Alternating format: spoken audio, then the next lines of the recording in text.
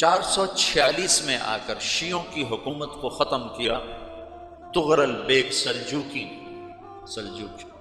Seljuk مسلمانوں میں تھے محمود غزنوی کے دور میں، سلجوک ان کے بڑے کا نام تھا۔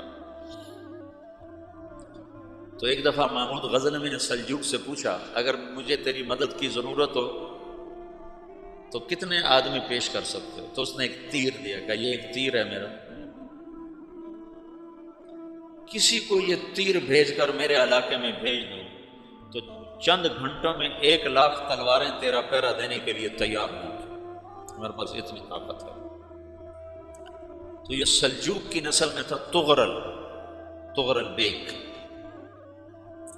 اللہ تعالیٰ نے جب عرب زوال کا شکار ہو گئے اور ضعف کا شکار ہو گئے، جیسے بڑھاپے کا کوئی علاج نہیں، جب قوموں پہ زوال آتا ہے تو اس کا بھی کوئی علاج نہیں، پھر اور قوم کو جگہ ملتی ہے۔ جیسے بڑھاپا ایک فرد پہ آتا ہے، ایسے بڑھاپا قوم پہ آتا ہے۔ قوم کا بڑھاپا جوانی میں نہیں لوٹ سکتا، جیسے فرد کا بڑھاپا جوانی کی طرف نہیں لوٹ سکتا، قوم کا بڑھاپا جوانی کی طرف نہیں لوٹ سکتا، کوئی علاج نہیں، نئی نسل کا آنا ہی علاج ہے۔ تو عرب دھل چکے تھے، 600 سال بہت ہوتے ہیں حکومت کو، اپنی صفات گم کر چکے تھے، اب نئے خون کی ضرورت تھی۔ تغرل بیگ پہلا شخص تھا جس نے آ کر اہل السنت والجماعت کو استحکام بخشا، شیعوں کی حکومت کو ختم کیا، بغداد سے، شام سے، ان سارے علاقوں سے۔ صلاح الدین ایوبی نے اسماعیلی شیعہ کی حکومت کو ختم کیا، مصر۔ العاضد ان کا آخری خلیفہ تھا صلاح الدین ایوبی، نور الدین زنگی رحمۃ اللہ علیہ کا پروردہ تھا، اس کا دوست تھا، اس کے دوست بھی تھا، بچہ بھی تھا، اس کے سامنے زیادہ لکھنے پڑھنے کا شوق تھا۔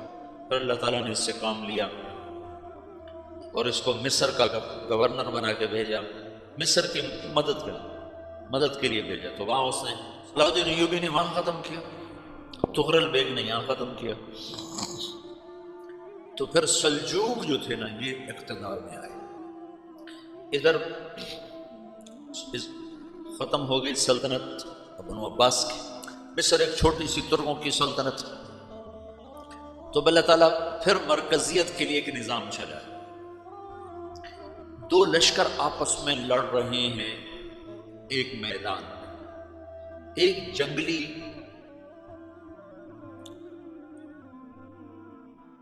بدوؤں کا قافلہ، جنگل کے لوگ اپنے قبیلے کو لے کر، ایک جنگلی قبیلہ اپنے سردار کے ساتھ نقل مکانی کر رہا ہے ایک جگہ سے دوسری جگہ۔ اللہ کا نظام کہ یہ لوگ چلتے چلتے چلتے اس وادی میں پہنچ گئے جہاں جنگ ہو رہی ہے، دو لشکر آپس میں لڑ رہے ہیں۔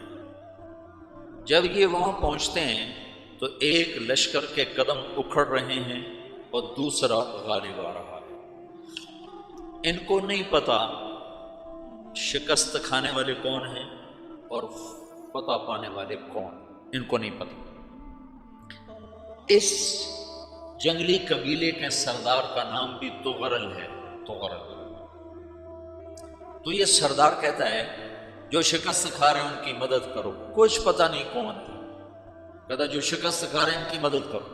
تو 400 وحشی جنگلیوں نے فاتح لشکر کے پیچھے حملہ کر دیا۔ تو ایک کافی ہوتا تو 400 دوڑ جب تلواریں پڑی تو چند لمحوں میں نقشہ بدل گیا، بھاگنے والے جم گئے اور جمنے والے بھاگ پڑے۔ جب جنگ ختم ہوئی تو شکست خوردہ لشکر کے بادشاہ نے ان کو بلایا، اسے پوچھتا ہے مجھے جانتے ہو میں کون ہوں؟ کہا نہیں۔ کہا تو تم نے میری مدد کیوں کی؟ کہا انسانی ہمدردی کی وجہ سے، تمہیں شکست ہو رہی تھی اس لیے تمہاری مدد کی۔ اور اس نے اپنا تعارف کرایا، میں ہوں سلیمان سلجوقی، ترکی کا بادشاہ، مسلمانوں کا لشکر تھا اور تاتاریوں سے شکست کھا رہا تھا، تاتاری فتح پا رہے تھے، مسلمان شکست کھا رہے تھے۔ تو وہ اللہ کی غیبی مدد بن کر آئے. تو وہ اس سے کہتا ہے میرے ساتھ رہنا پسند کرو، تم نے میرے اوپر احسان کیا ہے، میں اس کا بدلہ دینا چاہتا ہوں، میرے ساتھ رہنا پسند کرو. کہنے کا کر لوں گا. تو اس کو لے کر ترکی آیا، اور استنبول اس وقت روم کی حکومت میں تھا. اس سے فتح کیا استغرل کے آگے چوتھے پانچویں پڑپوتے محمد فاتح نے. تو یہ استنبول ہے، یہ ترکی ہے، بیچ میں ایک چھوٹا سمندر ہے، یہاں ایک جاگیر ہے. تو سلطان سلیمان کہتا ہے یہ جاگیر تجھے وقف ہے، ادھر سے رومی مجھے تنگ کرتے ہیں حملے کر کر کے، تو میرا دفاع کرتے رہنا، یہ جاگیر تیری. یہ اس جاگیر پہ اس نے اپنے قافلے کو آباد کر دیا، اپنے قبیلے کو، اور ایک چھوٹی سی حکومت بنا لی، جو ایک صوبہ سمجھو سلمان سلجوقی کا، وہ ایک چھوٹا سا صوبہ ہے. وہاں جب یہ رہ پڑا تو پھر یہ ایک شیخ کے بیت ہوتا ہے، وہاں شیخ طریقہ میں ان کے یہ بیت ہونے جاتے ہیں. وہ اس کو رات اپنے پاس ٹھہراتا ہے، تو ایک کمرے میں ان کو ان کا خادم ٹھہراتا ہے. یہ جب کمرے میں جاتا ہے تو سامنے دیوار میں تاکچے پر قرآن پڑا ہوا ہے. تو یہ تغرل بیگ کہتا ہے یہ کیا ہے، یہ کیا ہے؟ تو وہ خادم کہتا ہے یہ کتاب اللہ ہے، قرآن ہے. وہ اس کو وہاں چھوڑ کے باہر چلا جاتا ہے. وہ دیہاتی آدمی، جنگل کا رہنے والا، پہلی دفعہ زندگی میں قرآن دیکھا. وہ کہتا ہے یہ قرآن ہے، اللہ کی کتاب ہے، میں اللہ کی کتاب کے سامنے سو جاؤں، کتنی بے ادبی ہے.